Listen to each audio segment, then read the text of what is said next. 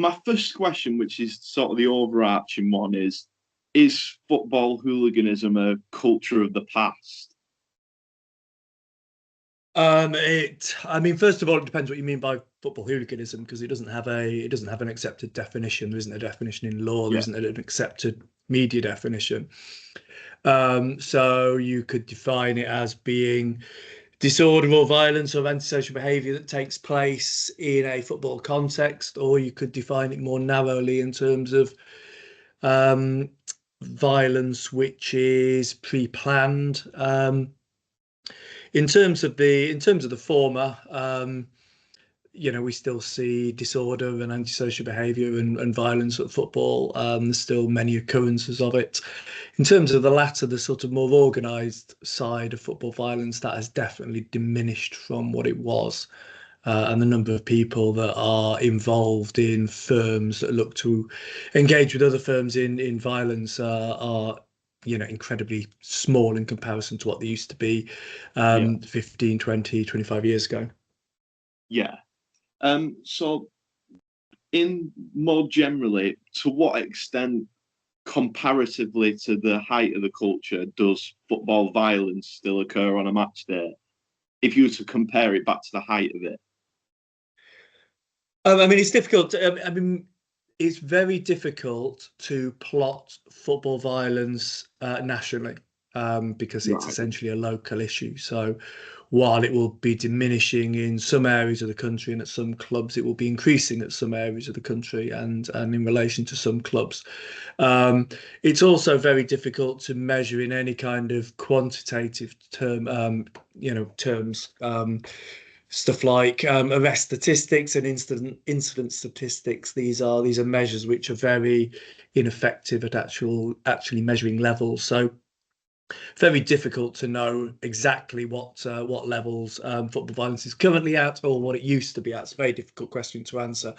But Yeah, all of the surveys that we've seen and all of the quantitative measures suggest, it's significantly lower than it used to be.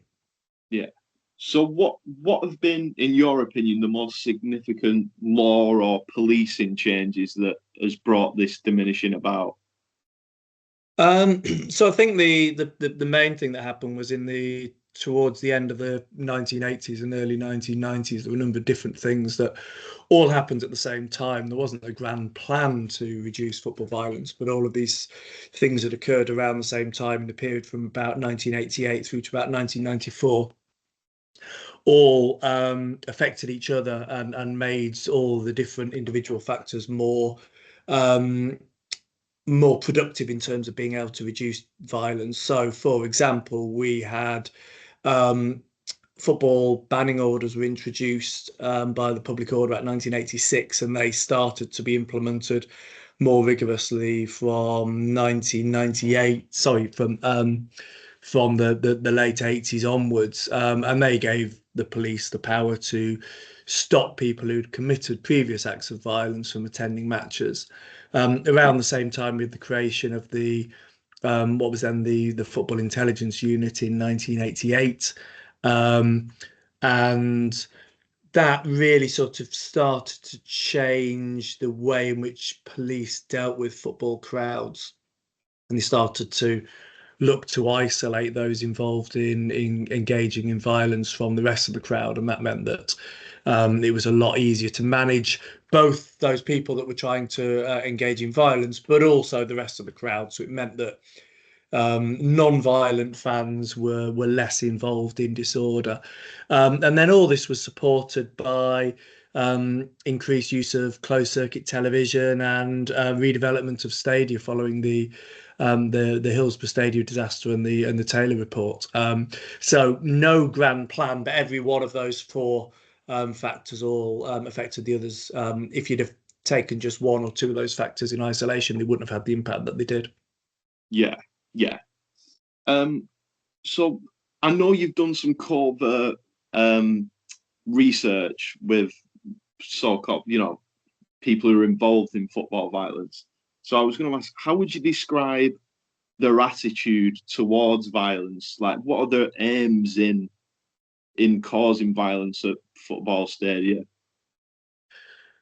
So first of all, I'd say that the covert work is a long time ago. I've not done any of that for well over 10 years. Yeah, And secondly, there isn't one overarching aim. You can't um, I mean, one of the problems that social scientists have had in terms of explaining away football violence is that it's impossible to identify one aim. Some were involved in it because they enjoyed the buzz of violence, and if you read any of the literature, that's what it all talks about. So the buzz, the excitement of a match day. Some were involved because they genuinely enjoyed fighting. They mm, enjoyed the violence. Some were in it for reputational reasons. So read Gary Armstrong's Hooligans Knowing the Score, for example, with the Blades in the late 1990s. He was very much this is social currency, being part of a firm. Um, and then a lot of them were in it just because it was fun. It was the mates were in these firms. It was entertaining.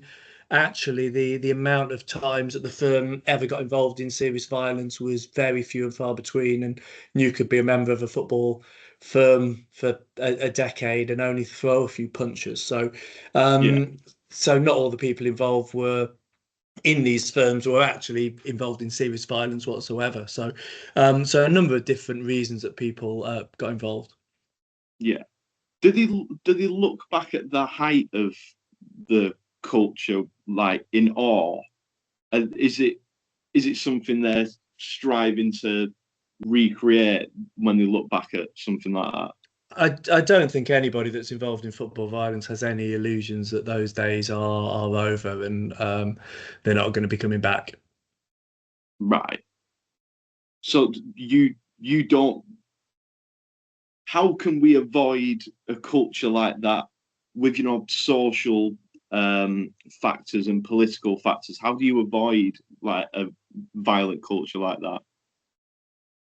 Well, I mean, first of all, I'd be careful with that term culture because again, that's another term which doesn't actually mean an awful lot. But I mean, how do you avoid a return to large-scale football violence? Well, you do the things that we've done successfully, which largely involve a legal framework that means you can exclude people that do get involved in violence from football for a long period of time, which in turn also has a deterrent effect. And then you have well-developed football policing operations, which rely on specialised officers and are capable of enforcing the law and enforcing those bans. And that's what's happened for the last.